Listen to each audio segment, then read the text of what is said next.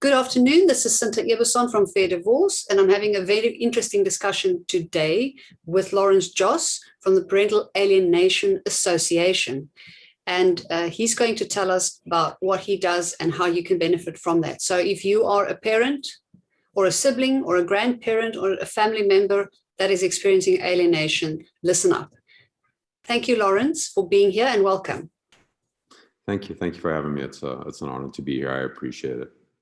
I've just learned that Lawrence was born in South Africa, which is great news, and I'm very grateful for making this connection with you. Please tell us, how did you come to start this organization? Was it from personal experience of alienation? Yeah, so I'm an alienated father. I have 3 daughters. I have a 27-year-old who I've been alienated from for about 6 years, and a 24-year-old who it's been about 2.5 years, and then I have a 20-year-old that I still have contact with, and it's still permeated with all the different alienation markers, And for me, with my oldest daughter, it started from 12 to 13 years old. She didn't talk to me, so this has been brewing a long time. And another interesting part about my story is my ex-wife, when we got married, had been alienated from her dad for 10 years. He wasn't at any of our births. He wasn't at our wedding, and now it's happening generationally. And my middle daughter, who doesn't talk to me, just got married, and she just had a baby like 2 or 3 weeks ago. So now I'm a grandparent as well. So it's a different layer of the onion that's getting added to the story. Goodness, that is very difficult and painful. And I know several people who have a similar situation where it's actually been several generations where this sort of thing is perpetuated, and it becomes very, very difficult to stop that cycle. Yeah, it's really fascinating. And for me, like being in my position now and being alienated through the birth and stuff like that, I reached back out to my ex-father-in-law, who was alienated for like 10 years. Yes. And to say, hey, you know what I mean? Like in systems theory, like the main leverage in the system is you as the individual. So I asked him, hey, can you tell the girls your story? And he's still in this place that, no, I'm not doing that. It's not happening again. And I can see all the fear that permeates him, that he's going to lose his relationship again with his daughter. But in the transgenerational thing, there's my father-in-law, then there's me that went through this experience. And now I'm watching my new son-in-law, who's already been targeted. You can already hear the denigration going on, and it's been going on for years. And now I'm tracking 3 different generations, It's a fascinating thing to just watch on a systems level, Fascinating and tragic at the same time. Goodness. Very tragic, yeah. Yes. So tell me, how did you come about starting your organization, your Parental Alienation Association, and what is it that you do? Please tell us more. So just to give you a little bit of a background story, this is that knowing that something's going on has been since separation and divorce, which has been about 16 years for me. And my path to kind of get into this point is I ended up getting sober. So I had a lot of experience in 12-step programs.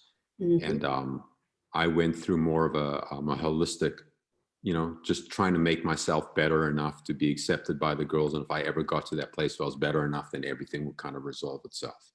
So I went through a lot of different spiritual, rebirths and stuff like that.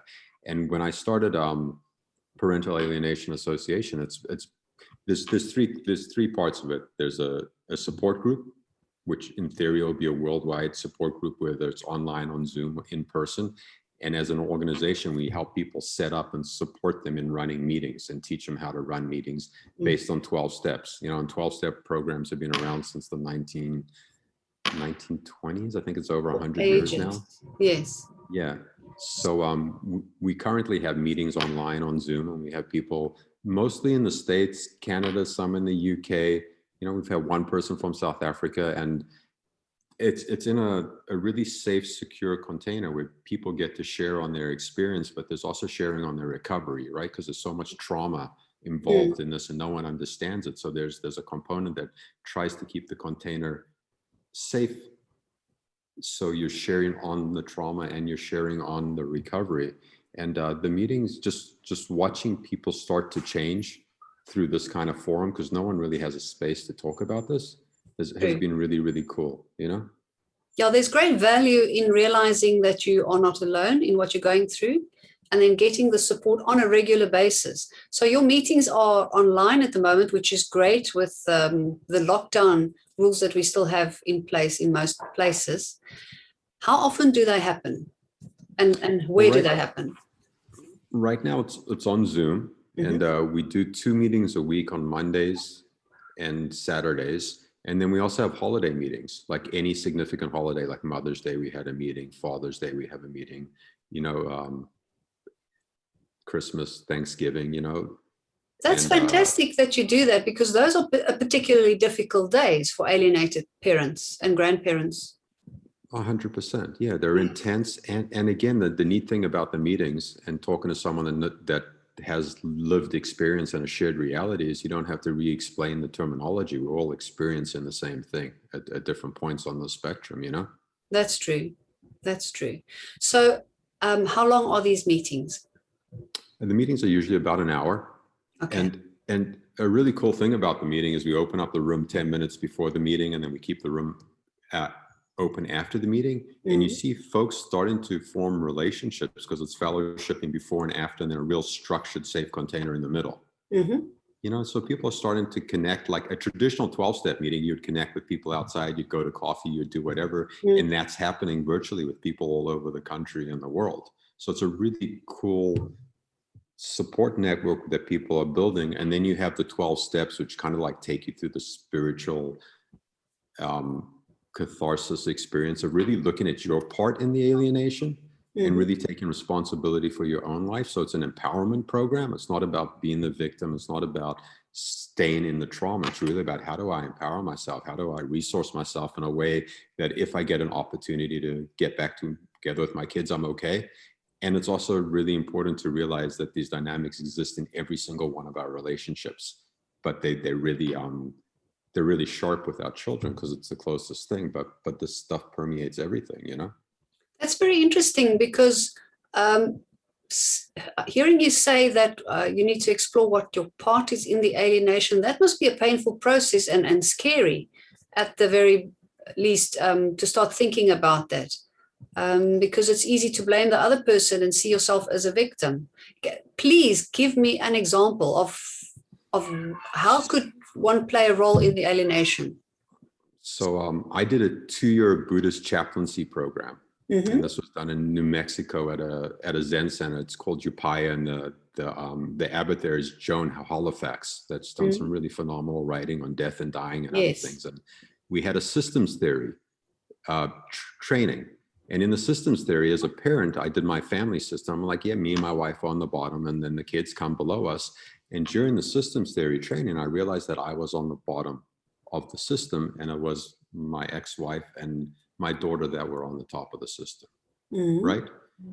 And once I started looking at how the system is really functioning, because on a system, I don't know if you've ever seen, when you see the iceberg in systems theory, and you see a tip of an iceberg sticking up out of the water. And the tip of the iceberg is, I'm getting divorced, someone died, my leg fell off. And then as you go further down in the iceberg, you actually see the emotions and the things that are driving the iceberg. So once I started digging into that stuff, I realized that I was predispositioned to be attracted to someone that had this different kind of love. Like I always thought the love that I had in my marriage was so incredibly intense, but it wasn't that it was so intense, is that my ex was feeding on me the same way she's feeding on my children. And I was used to that because in vitro and, I came into the world to support my mother. So, I have a part in this. I was attracted to a particular kind of person because that's what I knew from my family of origin, and it's empowering me to know that I had a part in it. Like, I can change the dynamics of my life in every single relationship that I have. And by working on myself. And that's what a lot of this stuff is about, is looking at our part, is taking responsibility. And my heart's broken, and I miss my kids, and the shadow of my kids is with me every single day. Like, that doesn't go away, but there is this other part of recovery and living my life in spite of it, Very interesting. Yes, I think it must be very empowering to realize these things, and it makes a huge difference for our own personal growth and for new relationships and the way we go forward. 100%. Yes. So you have a 12-step program, and how does it normally work? Does somebody attend a meeting 12 times and then they've more or less done the work, or does it No, ever this is a stop? life. It never stops. Like in reality, it never stops, because if I'm alienated from my children or I get back together with my children, this still permeates our relationships. It's still something that's part of the kids' Yes. early years and formidable years, and it's never going to go away. So it's just kind of like alcoholism, where you can recover and be sober, and yet you're still working on all those emotional things that drive you in different kind of directions, and the habitual eating and just the different things we do to soothe our nervous system. So it's the same kind of thing. In theory, it's something you need forever, but we show up at a meeting, there's a leader, and they share on something, and then each person gets between 3 and 5 minutes to share. Yes. And then you go through that, and that's what a traditional meeting looks like. And then there's the 12 steps, and the 12 steps take you through just, looking at life basically. And you start at step 1, and maybe it takes you, 2 weeks to write on step 1 and share that with someone else. And then you go into step 2, and then you go through all the steps, and then certain parts of the steps are kind of like maintenance steps, where you go back on a daily basis when you run into some kind of conflict in your life, and you look at step 10 and you go like, what happened there? Like, what happened with my child or my parent or my neighbor? And you get to look at yourself and kind of do a reflection on the day, and look at some kind of discernment where you could have acted differently or where you acted perfectly, and you just kind of taking your own personal inventory, and then you put it down and go to bed. That sounds really fascinating and valuable, very valuable at the same time. So this is wonderful. Please, can you just tell us what is the website name while we're recording this, where people can get hold of you and also get the information on the meetings? I believe they can subscribe to a mailing list. Is that correct? Yes, 100%. So the website is just pa-a.org. Okay.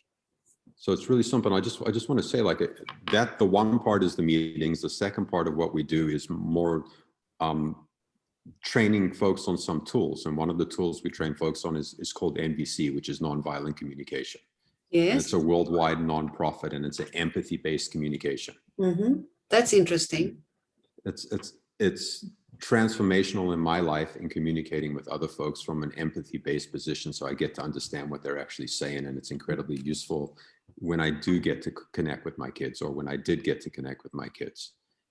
So that's one aspect. Another aspect is meditation, is introducing folks to meditation. Another aspect is taking them through really basic somatic work so they can understand what's happening within their body. So there's these different spiritual platforms that are really important to resourcing ourselves, as individuals, that are the huge part of recovery. And then the last thing we do is we're advocates as well. Like, it is the intention to connect with folks around the world for, boots on the ground movements, like taking to the streets, educating people. It's a huge part. Like, nothing exists by itself. Like, that has to be part of it, is being out there. And then the last thing is everything's tied together because it's service work. And in service work, we get to work through a lot of this stuff by being of service to other folks. And that's it. Awesome. Well, we are connected. Let's take it and run with it from here. I'm so happy, and thank you so much for sharing this with us.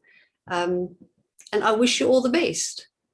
I wish you all the best, and thank you for taking the time to sit with me for a couple minutes. It was very kind. I appreciate it. Yes, thank you for the great work that you do. Please keep it up, and we will hopefully bring more people to your meetings. Thank you so much, and take care, Lawrence. Thank you. You too. Bye-bye. Bye-bye.